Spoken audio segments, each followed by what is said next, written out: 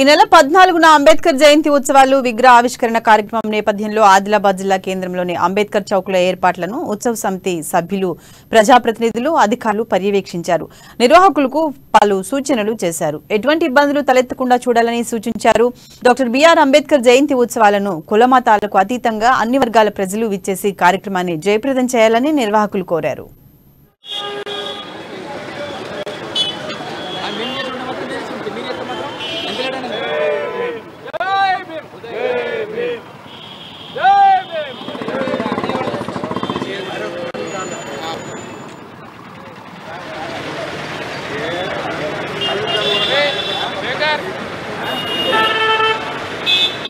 ఏదైతే ఉందో బాబాసాహెబ్ అంబేద్కర్ గారి విగ్రహావిష్కరణ కార్యక్రమం రేపు 7 గంటలకు జరుగుతుంది.